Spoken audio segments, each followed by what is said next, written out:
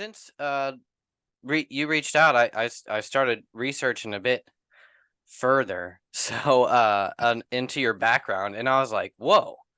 So I'm gonna just like give you my rundown of your career, and I want you to Okay. correct me where I'm wrong. It's like a quick, rough rundown, but it's basically like, so you were classically trained as an artist, and you went to Carnegie Mellon, and graduated in industrial design. Is that right?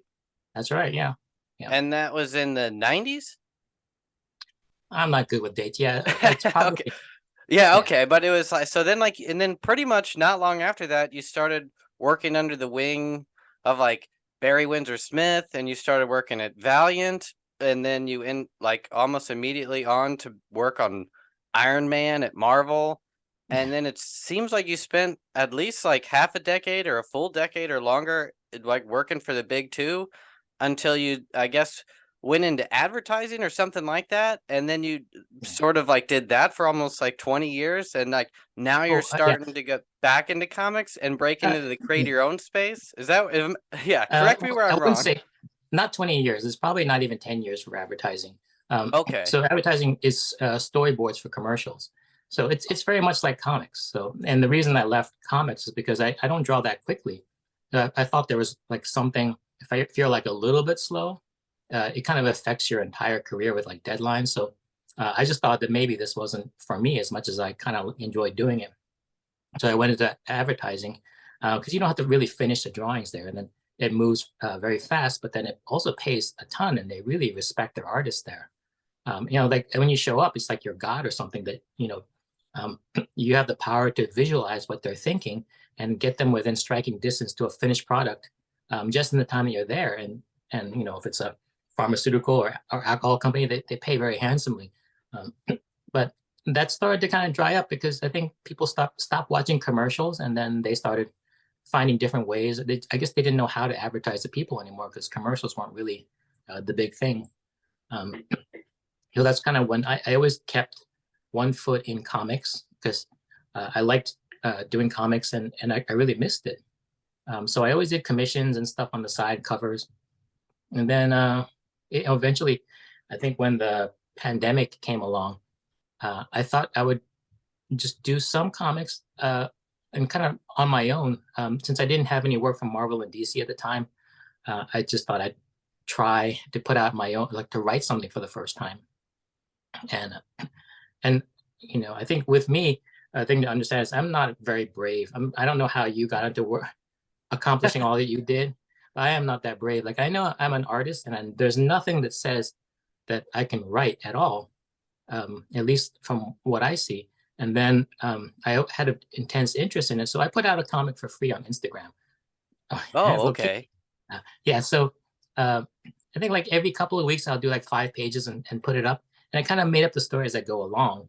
And as long as the great thing about Instagram, because I was just kind of discovering at that time, is that you get all those comments, and um, if there are a lot of comments that the people wanted me to go more, I would just keep doing it. And I found that because of the way that I wrote, it started to build momentum, and people want, like, the more I wrote, the more people wanted to see how it all ends up. And so that was like a real eye opener because I thought like, wow, this nothing says points that I can do this, but it seems like it's getting some attention. So that's kind of what started the writing thing, and I would never be able to say like I'm a writer, pay me.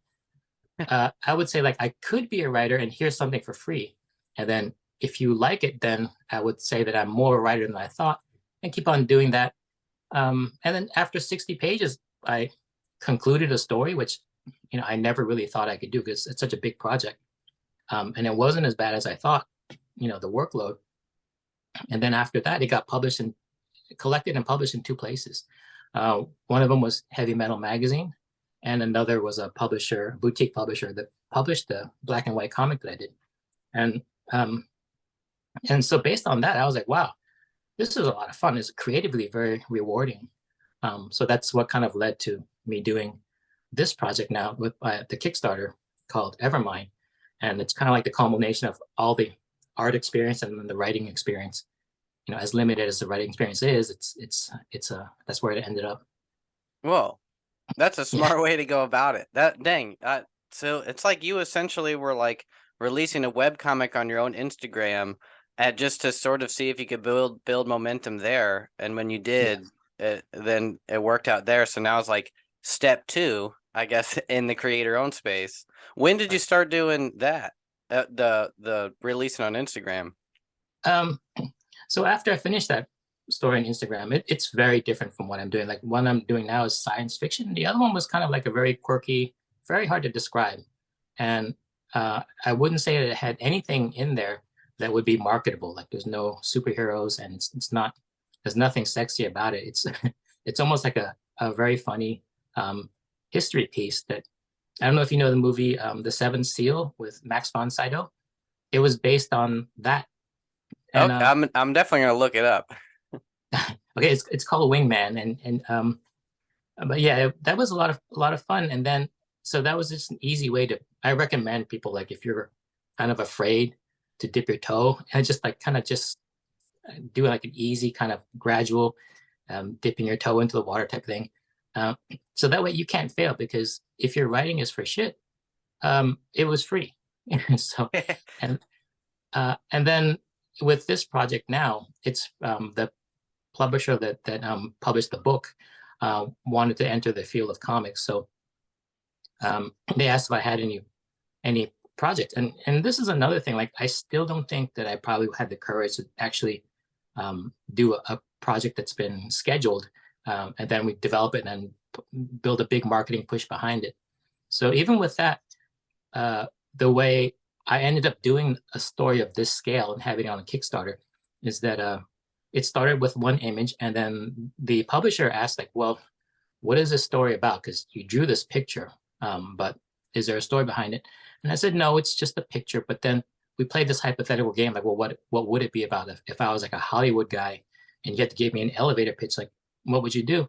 And then we just kept on riffing back and forth until one day, after like months of doing this, he says, "Well, it's time to go into production with this."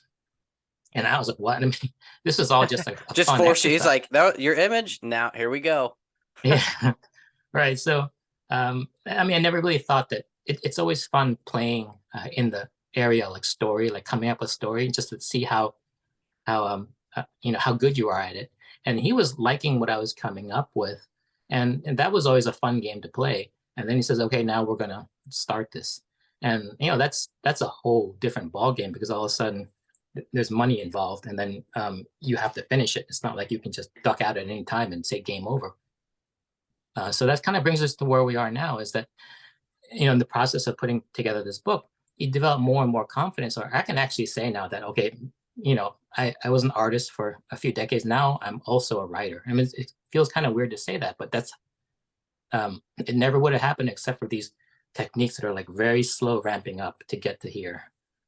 Because there's if you had confidence, you could just say like, well, I'm going to do this. I'm going to say I'm a writer, and I'm going to become a writer. For me, it took very like a way to ease into it. So I Man, I have so many questions about that. Number one is like, so whenever you were doing the artwork, but you never kind of got a script and thought this is kind of weak writing. Like, you could you like tell when like there was like good and bad writing as you were doing the artwork, or was it always good from your perspective? well, I had a lot of great writers, but I also if there was something weird going on in the script, I would kind of attribute it to just the medium of comics. It's different because it's like serial. It comes out every month, and then the writer usually has like a couple of weeks to come up with a story, and then they kind of give it to you and you draw, and they have to kind of riff off of what you drew, and it's that kind of very collaborative process where it's not like a movie where you have to get it into a final form, and then you put it in other people's hands, and then it goes through this whole process, and when it comes out, you kind of just cross your fingers and pray when it comes out to see whether opening night is going to be good or not. With a comic, it's just you put anything out and then you react to the public, and it's very collaborative. And if you don't like it this year, there's always next year storyline for next year, and then it just um, the the standards and the bar for writing is a lot lower. So because of that, that's the fact that it's that medium. How Just the often fact that did they leave a lot up to your interpretation as the artist with like Marvel and DC? How much of like I'm sure you were involved in sort of the writing process even back then because you like you said it's such a back and forth collaborative process. yeah. Was there ever times when you were like more than just I'm gonna adjust panels a little bit or like I'm actually gonna be like I think we should have something a bit stronger on this page rather than this page or anything like that? Yeah, there would be those times if I uh, had a better idea. The thing you have to worry about though is that the story comes from the writer, and then I'm drawing it. I have no idea where the writer is going because sometimes he doesn't even know himself 3 or 4 issues down where it's going to lead to, or maybe he does. But the thing is, I'm not really privy to that. So if I had a great idea for a world that I'm creating for this alien race, you can either go generic with it, or you can really go and something like have their own like power source and their whole religion. And that's like a lot of fun and very creative. But I never know whether I'm causing a problem later on for him. Like, That's yeah. you So I have like a more in-depth question about that. Like, as my perspective as a writer, especially at working in already grand universes, how much do you have in the say of sort of the actual background or setting or like environment? Or if you're kind of if it's like week by week and you're doing so much that's in like a shared universe, is there ever does it ever like hold you back to where you're like, man, I can't make this on such like an epic oh scale because I don't know what's gonna happen. yeah, I I I, mean I that guess like yeah, I may yeah be asking this kind of weird, but it's just like it seems like you would have a lot held back as far as total world building in a way as like an yeah artist as so, and in the creator owned space like you're doing now you especially now that you're the writer like it's way more expansive and you know the whole universe and even if you don't know it right now you're sort of creating it as you go. yeah. So the big danger there is to kind of go generic so that you don't you kind of cover all your bases with what the writer might be thinking, and that just leads to kind of like like a generic comic, which is what comics, the American mainstream comics from the big two are basically that. And that's I understand that's part of the medium. And also in the old days we worked what they call Marvel style, which is a paragraph would describe a page. And then these days, everything is full script. So everything's described, there's dialogue in there. So it leaves very little wiggle room for the artist. And a lot of times these stories are written by writers who aren't visual people. So they would dictate everything without, I mean, they would put all the action happening in the same room for the entire issue, not knowing that visually that's not a good idea. So I think things were better back when we did Marvel style, but Marvel style, the writer loses a little bit of control, and that's kind of why like you can't do like a really tight screenplay in a comic, just because you do have to kind of wing it with a partner, and see where it goes, and it leads to a product sometimes that's kind of middle of the road, but that's it's still the juggernaut that's Marvel Comics is a lot of that. So uh, um did you how did you kind of dive into going full on writing? Did you read any kind of like story structure books or did you kind of mimic other comics that you like or anything like what was your kind of process to jumping into that? Okay, so when I was younger, I would really get into movies a lot, and like movies were something really special to me because they really took you on a journey, and in the end, sometimes they would leave you so emotionally satisfied. They either like you're crying or laughing your ass off, or so happy, or just so profoundly sad, that it was like a very moving experience, and I just love the idea that you can tell a story and then kind of change a person's outlook or change a person's personality by telling them a story, trying to impart like a lot of good values on people and then just leaving them very satisfied and wanting more of your something you created. And so I always looked at writing as a craft, from I find that to be very entertaining. So I would take master classes. I would read about writing, and then lately what I've been doing is just kind of like watching like your channel and just watching everything on YouTube that's about writing, and that for me is fun because not just because I'm learning it for work. It's just that I'm really intrigued, being like a process junkie, on how people can take a story in these scenes and kind of leverage higher and higher emotional satisfaction and excitement just by how they craft a scene and word dialogue. So that was always really fun for me. And so it probably I took the original Robert McKee writing class maybe a quarter century ago, and that's how long I've been kind of Oh, whoa. interested. Like Yeah, with McKee himself? yeah, and that seminar, that classroom that went Whoa, from okay. Friday afternoon all the way to Sunday night in just one long session where you go home just to sleep. You know? That's awesome. Yeah, so I mean that's how long I've had this kind of fascination with writing, and really, I guess I knew I would do it someday. But with most comic book creators or artists, it's like, well, I plan to one day have my own IP and write my own stories, but not right now because I'm busy with this. And then before you know it, you're like in your 50s. So, and even then, like I had to be kind of tricked into doing and becoming a writer by either easing into it and finding some way to get into it. But at least I'm here writing right now. So Wow. Yeah.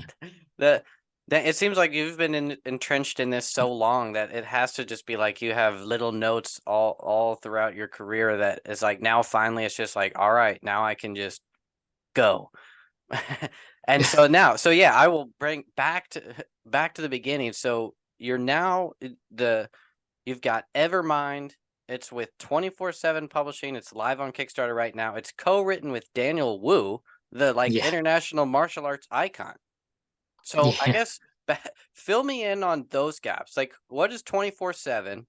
And how did I'm guessing they maybe were the bridge to to Daniel, and so fill me in on all those gaps. Well, okay, the head of 24/7 Comics is a guy named Carl Choi, and he's kind of like a connector, like how everyone's connected by one hub person that knows everybody. And he loved comics as a when he was younger, and he kind of worked in more of the film and advertising space. Um, so then he during the pandemic, he decided to really go a deep dive into comic book. So he started this company, and he was the one that published my original book that was all on Instagram. And Oh, so he, okay. yeah, and so he asked if I had any ideas or any properties, and he's the one that chose this one image, and it was image of a robot gorilla and a robot girl that really had no story behind it. It was just an image I drew for fun. And then he said, like, we'll build a story off of this. So that's what got that going. So right when we got to about issue 2 or into issue 3, he was thinking like, well, if I kind of know Daniel Wu's people, and I I asked him when we were we're almost co-writing this together, and I asked him like, what do you think the main character looks like? Who does he look like? And he says, well, just draw Daniel Wu. I mean, that's just what he said. So I was just drawing him as the main character, and he says, I'm going to bring this to Daniel Wu because maybe he'd be into it and wants to come on board. So we showed it to him, and I didn't really have high hopes of that, but he really liked the story, and so he came on board and helped develop the character. Because if you write a story that's science fiction, you tend to lean a lot on plot and action.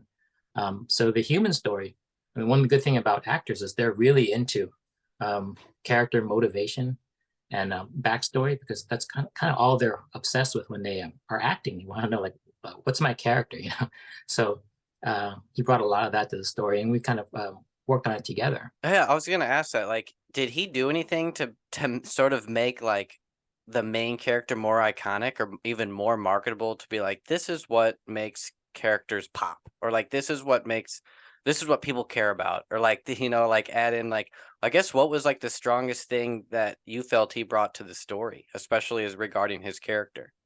Okay, well, this story is very character driven, which is kind of strange for like a science fiction type story. Of course, they're character driven, but in the 3 issues that's up on the Kickstarter, so much happened. There's like so much action, and there's so many big ideas there that you wouldn't think there's any room for character, or just maybe just it'll be like a generic character archetype. But we really do take a deep dive into him, and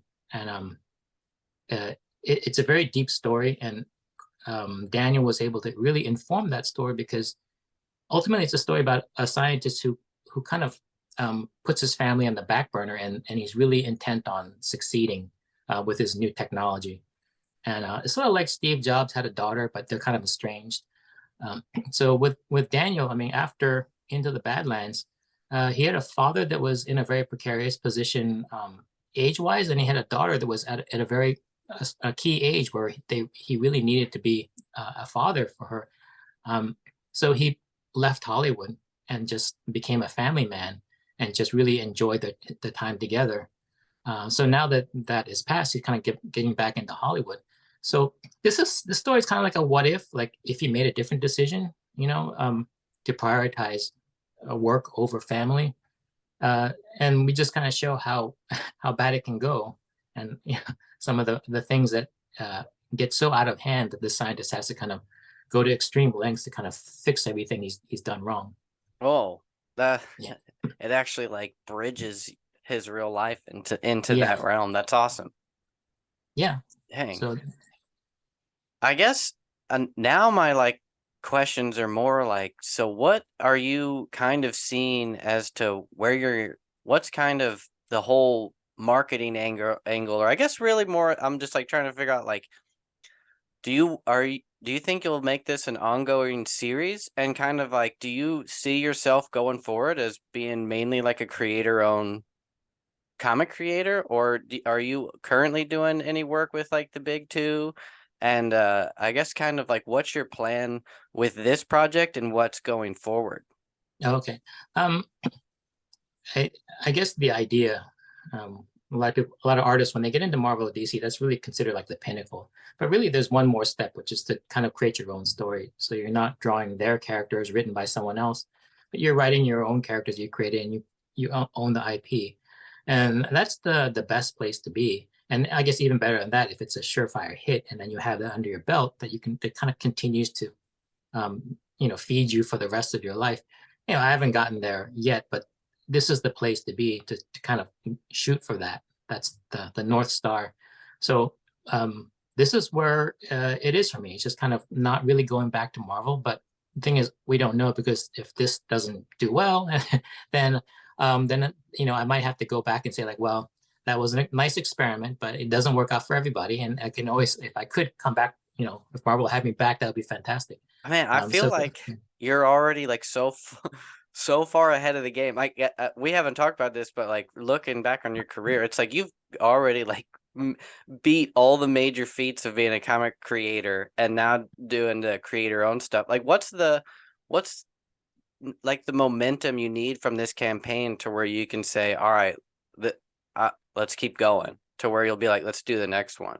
And like, would you do a different story, or would you continue on making this one ongoing?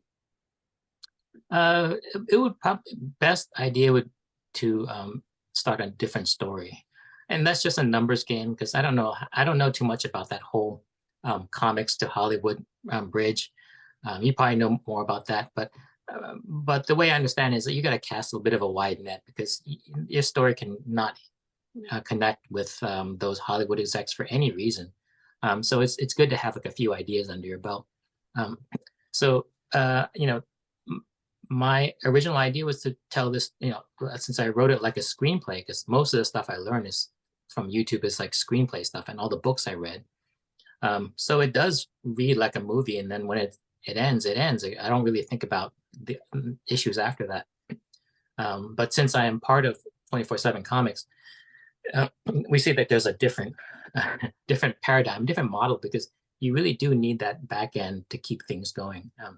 I mean, it's almost impossible to just create comic book stories of just original ideas and just have it be the revenue model, just be people who buy the comic and read it, like fans of it that just grow and grow. And ideally, that would be the best. Like, I never really cared too much about a Netflix deal or anything, but that's always on the mind of the people in 24/7 Comics. That's sort of like the end game for them. So, they would tell me, try to end the story arc, but then continue the character arc, and just keep it open so that it can kind of be exploited later on, if not by me, by someone else. So. Yeah, I would suggest the same as they're saying. That's the way to do it. It's basically like you ended at 3 issues, right? So it's basically like Uh, 3 acts. well, 3 issues for the first half. That's First, what the Kickstarter is, and then there's yeah. the second half coming. So we end with a cliffhanger, and then another Kickstarter for issues 4 to 6. Oh, okay. So you would have basically two Kickstarters to tell the full volume. So you do Right. plan to have the second half, regardless of how. I mean, you've already funded the Kickstarter, Yeah. like it reached the goal. You're now going on to stretch goals, and yeah, let's see if we can get you like crack 50K or something. But like, Yeah, I mean, I this is my first Kickstarter and my company's first I don't really know too much about how it works, but we're at this number now. I know that a little more comes in toward the end. I'm sure you know that graph pretty well, but it's been, you know, I'm primarily an artist, so I draw the comics, and then I just recently picked up writing um, professionally, like only a couple of years ago. And then that was like a tough thing to wrap your head around and learn. And then now there's a whole other thing I never had to worry about before, which is marketing and promotion, yeah. because Uh, Marvel and DC does that. And that might be probably of all the three things there, art, writing, and marketing is probably the most important. Yeah, if you can learn all, if you have the talent you have as an artist, now the talent you have as a writer, and then like the marketing aspects, like you'll be an unstoppable force at Well, that point. it might be one thing to know, but whether it's something that naturally you do, I mean, there are natural born extroverted marketers. You know, I spend my life working behind the scenes, and now I'm supposed to be forward facing and pushing it and talking in a confident way about the story, and then telling people why they need to open up their wallets for it. It's not natural, so Yeah, I'll do. unfortunately for all, I feel like most of us, it's like, yeah, it's not. I can't just go out there and just. That was gonna be my next part. Is like, or do you plan to do like a convention circuit or like kind of like will you make this sort of like your flagship role in comics that you'll then like shop around the convention circuit while assuming your publisher is sort of shopping it around the Hollywood market? And like, are you full-time comics right now, or are you about to I, be? I am. I am. I've been for a while, and um, I think one thing that has to be said is that one of the reasons I'm on pretty good footing financially. I mean, I do come from a bit of a privileged background, but then my very first comic, which was for Valiant, sold 900,000 copies. Damn, that Yeah, there are crushing. royalties associated with that, and it's not just. I mean, no, I had a lot of peers back then who also made that and meant much more. And this is because of the bubble in comics. It's, if people don't understand, I mean, I think we know what a bubble is now because we've seen so many of them. But back then, we didn't know it was a bubble. But it made a huge royalty check, and then that particularly combined with the fact that I'm from a like a well-to-do Asian family of doctors mostly, and then I'm the one who chose to do comics, and so I was told from day one that I'm probably gonna end up starving, and I knew like, that to me was true because of all the art forms to do comics. I mean, I you'll eventually run out of money, so that royalty check I put in the bank and had my parents invest it, um, just so Smart. that when I did run out of money, I can start feeding my family and myself with that and see how long I can go. But you know, turns out that a lot of that stuff wasn't true. I mean, you really can make a living in comics, and I never really pulled that money out. So it just sat in there and grew until until I could actually just I have the luxury of just leaving Marvel and then developing a project for a couple of years without bringing in any income. So that's the best position to be in is to have that freedom to create without having to just to kind of work for an office job. And Marvel is kind of like an office job. I have friends that can't seem to tear themselves away from a regular paycheck to develop something. So Marvel takes up their entire day, and then it's like next year just repeat and repeat with this the hope of one day being able to break free. But the nest egg is really what makes a difference. Yeah, yeah. I feel like we can all follow your mentorship in breaking Well, into yeah, comics and saving your money, and then you almost did it like the yeah, being like following the money to advertising, and then yeah. like now I'm can do all the creator owned stuff. Yeah, I mean, I gotta say, like, I'm not as driven as I used to be. I would just relentlessly try to move up as high as I can. Like, I moved from Valiant to Marvel because it's a higher status, bigger company, and I moved from Marvel to advertising because there was more money there. Um, it was always it's a good thing to do, but it was really based on fear and that I would eventually run out of money choosing this career in art. But that wasn't true. So a lot of, you can follow what I did, but I did it just based out of ignorance. That, uh, and it really worked out well for me because that kind of misinformation did leave me in a good place. Otherwise, I'd probably have all these like houses and Lamborghinis that just ate up all the money, and I'd be broke now. Yeah, you'd almost pull in like the sports star kind of angle, but you were Yeah. like a comic star, just like oh blew it all, and then that died out, especially in the bubble. I forgot, I didn't even realize like that was like right then in the 90s. But Yeah. are you It in was. touch with any like Marvel creators now? And is there any? Do you know if you are? Is there anything different about how things work there? Like, do people work in the studio and or anything like that as much Oh, as they there's did back then? no, there hasn't been a studio in a long time. Everyone works from home. It's very isolating, and then everyone's connected by email and phone and FedEx and just sending things over scans over the internet. Um, so um, I did work in a studio in Valiant because I kind of really wanted that camaraderie and that learning. And back then, there was a spirit of just banding together and working as a team, and then also being very overtly competitive between companies and between people in your company. And that really drove you to get better and better. And there's a lot of fear and there's a lot of anxiety. And there was like a lot of just jealousy in terms of like wanting to be as good as someone and seeing someone live a good life with a high status because they're such a good artist and just wanting to get there. And then there seems to be a lot less of that now, which is probably better because that stuff can be really toxic. But it did work to make a lot of great artists, though. Yeah, it makes sense. Yeah. Dang. Do you? I think I read that on your website you make toys or like you sculpt. So I was gonna see like, do you plan on kind of making your own action figures or anything like that that you'll make a part of your campaign or Mhm. do it? I forgot to ask. Yeah, do you plan on doing like a convention circuit? I know you're gonna be at New York Comic Con if you're not already there. Is that's this week, right? Yeah, I live in New York, so Oh, it's okay. Oh, it's not a big, lives it's there. not a travel adventure for you. Yeah, I mean, it still is. New York, the convention is crazy. I don't know if you've ever been there. It's really Yeah, I was hectic. there last year. It blew my mind. Yeah, it's a great experience, but also a horrible experience. But yeah, we'll be there. I don't have a table or anything, so we're just getting out there and trying to get word out on the Kickstarter. Oh, So you're that's the gonna main. like straight street hustle it, as I call it, where you're basically just like walking around spreading the word. Yeah, I mean, I'm on a couple of panels, and then Oh, well, uh, then never mind. yeah. If you're on panels, then yeah. Um, so yeah, that's the main focus for that, and then we'll see how this goes. I mean, this is really an experiment. It's new for me. It's new for my publisher. Our first Kickstarter, and we probably didn't know exactly what we were doing, but in the course of having that Kickstarter, I think we have like one more week left. We learned a lot along the way, and I think that's kind of the reason why every successive Kickstarter seems to get to do better and better.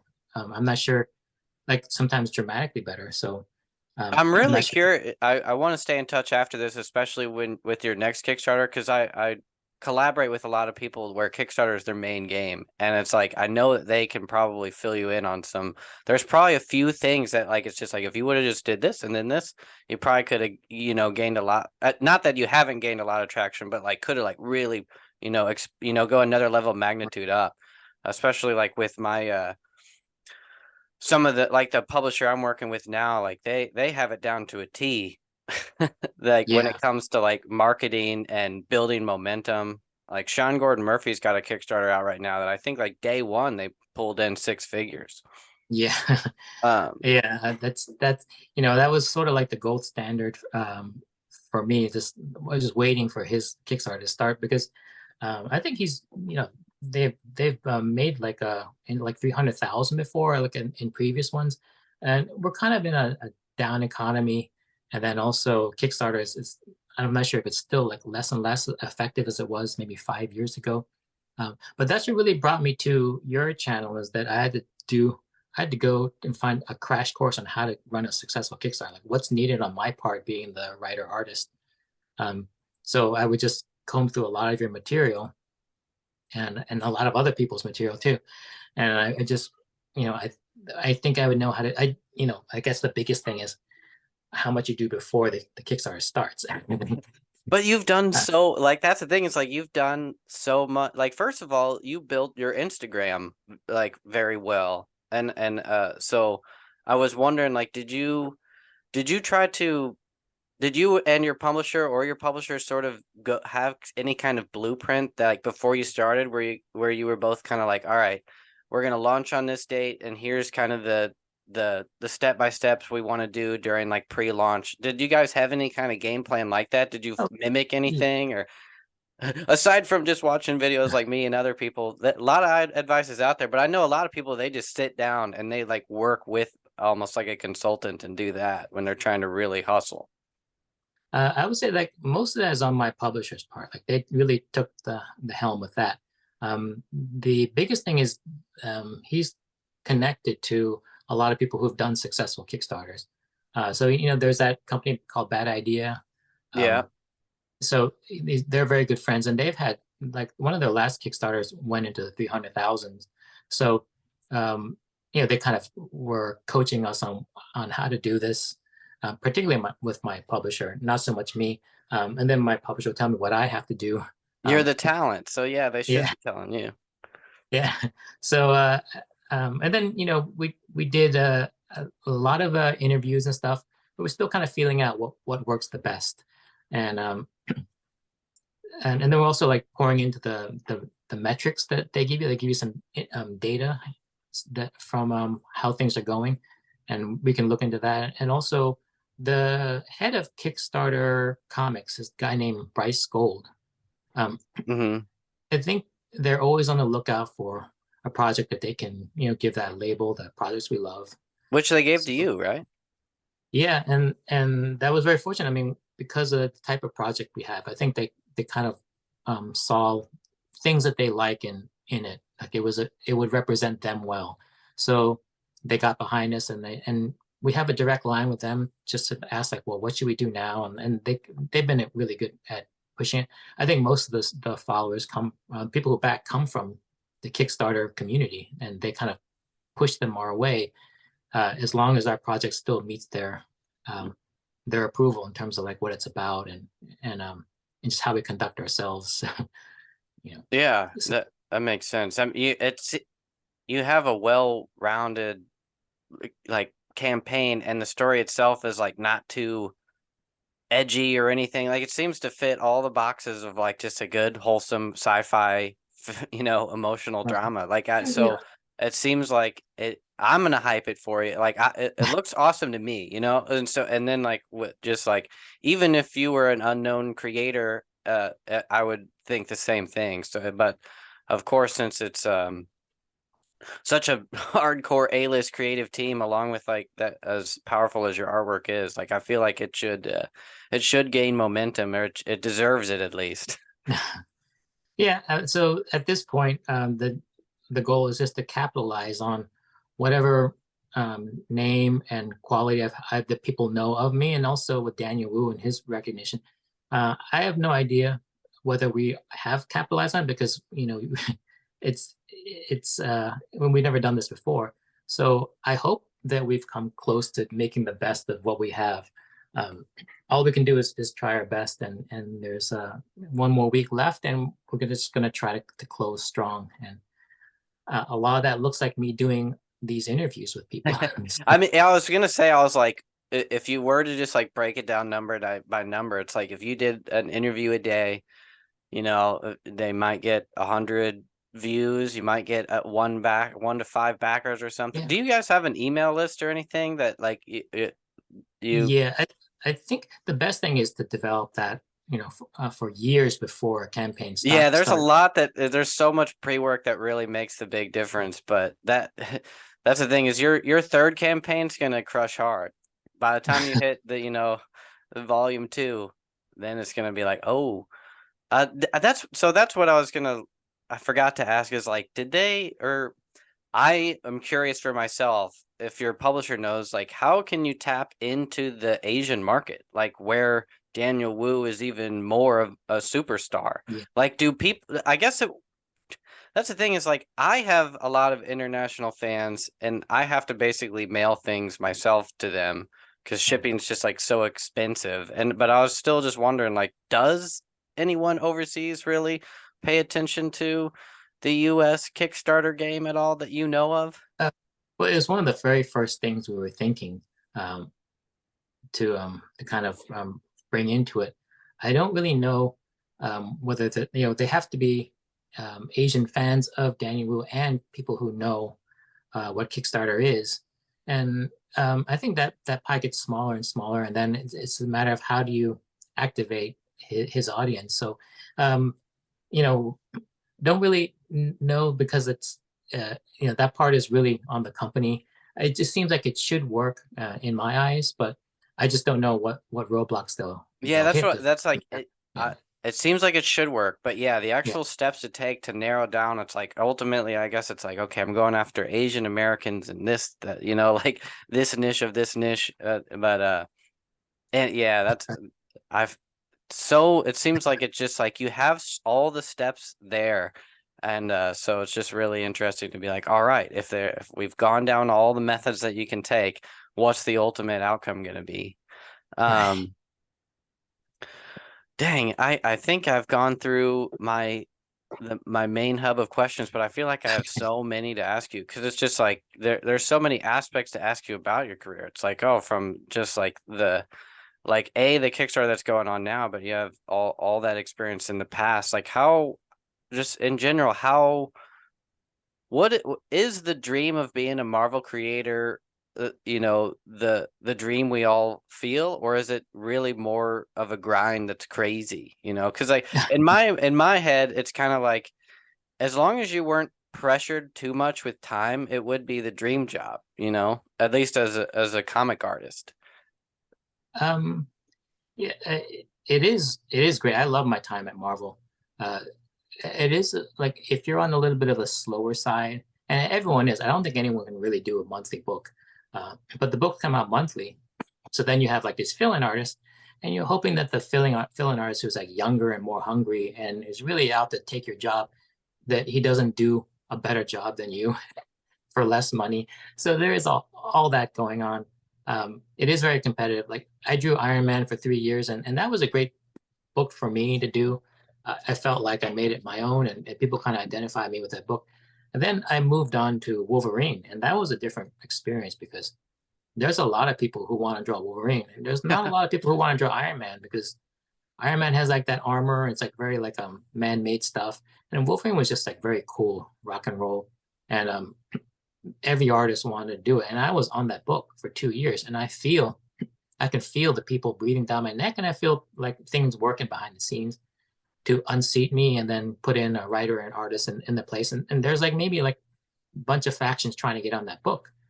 So it's very competitive, and that's kind of like the uglier side of it. And I think when you work for them, it's no joke. I mean, that book comes out every month, and you can't miss your deadline. People always do, but you got to really you got to try to hit those deadlines. And you can be on a book for like I was on Iron Man for 3 years, so that's basically a cycle that never ends. You draw every single day, and then it's kind of an unbroken chain. You never really have a chance to rest um, Yeah, I guess until like what happens if you get sick or something like that? yeah, you try not to. I mean, there's always fill-in issues. Like people fill in, um, and the pay is not fantastic. So that's you have to throw that in there too. I remember when I was on Nova, I we just bought a new house, and then the house needed to be renovated, and so we priced out how much it cost to do the kitchen. And I thought like, well, I'm gonna work on comics, and I'm gonna pay for the kitchen with my comics money because the kitchen's probably gonna be like what 10 grand or something like that. When we got the quote, they were all coming at 50 or something like that. And, that could be more than I make all year in comics. So that means every single paycheck would just go towards this kitchen or something. Um, and that didn't feel good. So I actually told the company that I'm going to stop doing comics for a while, and then I'm going to build the kitchen myself because I like doing that and I know how to do that, and it will save me a lot of money.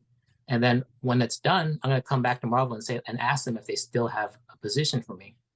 And that shouldn't happen because in any company that's seriously putting out a product, they should pay a living wage where you shouldn't have to leave to build your own kitchen because it's cheaper for me to do it myself, a construction worker's job, than to do my Marvel Yeah, work. So that's part of the whole comics broke me kind of thing where it's like, yeah, there yeah, should be a change there. I know you are have other engagements, so I will wrap up, but I have two important questions for you. I okay. guess number one is, would you do any um creator own work that if you worked with another writer, like if someone came to you with a script for you to be like a co-creator with as either an artist or even also a co-writer, are you open to do that kind of stuff? Yeah, I think the writing and drawing thing is something that I'll always do, but I can't do it for. I mean, I found in with this project that writing is extremely difficult to do it really well. And I think the stakes are very high for me because I don't see writing in comic book terms. All the stuff that I watch on YouTube and all the master classes I take is for book and novel writing and screenwriting.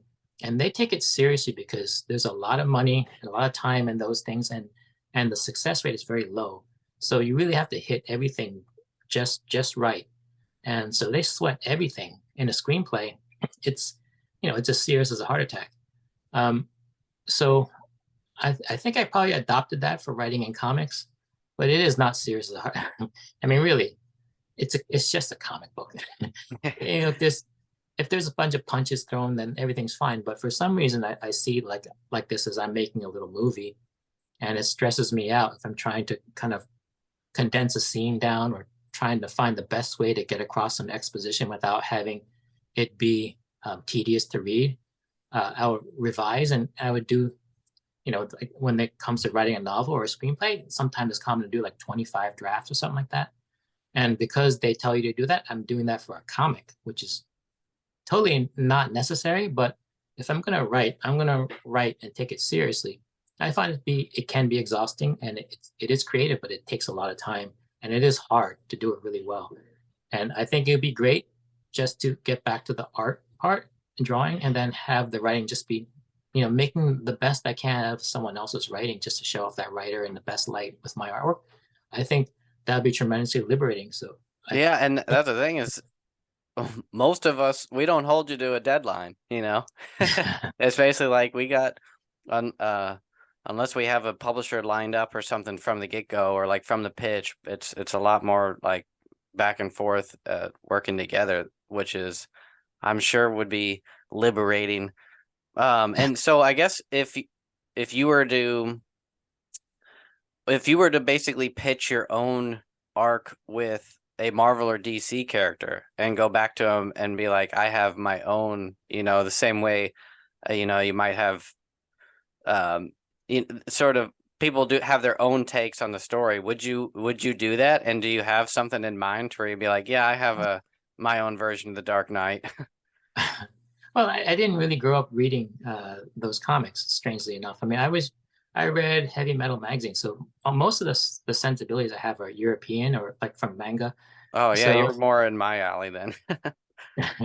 yeah, so the superhero stuff, uh, it's a little bit odd to me, but I did the work there because that's kind of where you apply your trade. That's where the money is. So, and I like superhero stories, but I don't know whether I'm kind of wired to write one.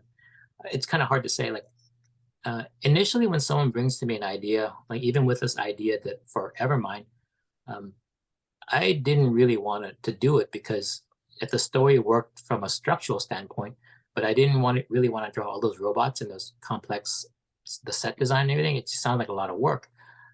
But it wasn't until the character component made it in there and it became a character story. Then all of a sudden, um, it just kind of ignited a desire that I can write this for the next 10 years. So I would say initially, there's nothing that really interests me in doing a Marvel character, but I think maybe I haven't really just had that thing that really grabs you and then propels you forward, and that's usually the characters. Because right now you're just thinking of like a generic Marvel story. I was not interested. But then when you have like a theme and a controlling idea and the stakes and the conflict, the compelling conflict, then it's all in there. Then all of a sudden, like, yeah, this is the best thing ever. So it could happen. It's hard for me to tell when it would excite me, you know. No, yeah. It's like, well, if you don't already have it in your head, and that's the thing is like, yeah, I never got to, whenever I started reading comics, I think the only superhero I kind of got into is the Hulk. But other than that, it was like Archie and The Simpsons and like as a kid. And then as I got older, I wasn't even interested in that realm at all. It was mostly horror and yeah, manga and things like that. So yeah. Well, thanks a lot for coming on. And yeah, I want to stay in touch and hear how things go and as you continue forward and see what else you've learned. And next time we'll get more on like what's the next steps of how you break the next barrier. And Yeah, I yeah, mean, so uh and good luck at Comic-Con. yeah, I'm gonna need it. Yeah, thanks for having me on. I found you in my early research into Kickstarter, and I've been following your content is so diverse. I mean, it was like writing for screen television and movies and comics, and it's a great font of knowledge there. So, Well, um, thanks, man. Yeah, I just started this like last year. My career is like, yeah, I just was like, I'm gonna start talking about what I've done because no one was really like talking about sort of the business side of creator on comics. And I like started out writing screenplays, and yeah, there's not much content, A, on the really writing comics, and B, especially not on marketing or the whole creator own side. So it's yeah, just like I'll start trying to carve at that niche. So it's really awesome that you found me, and I'm honored to have you on, and I'm really curious to see how things go forward. And I'll hype the campaign, and yeah. So once again, for everybody, I'll put it in the show notes. It's EVERMIND. It's on Kickstarter.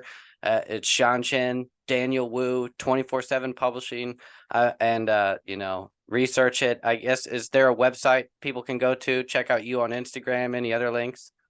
it was primarily for me. It's Instagram, so it's Instagram at Sean Chen Art.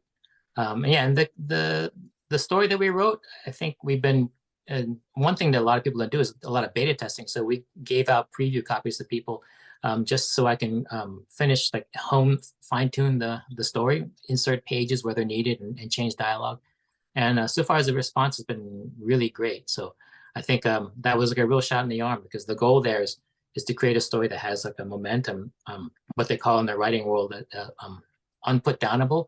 So when you start it, it propels you along, and then it's like binging an entire season in one night when you really should be going to sleep.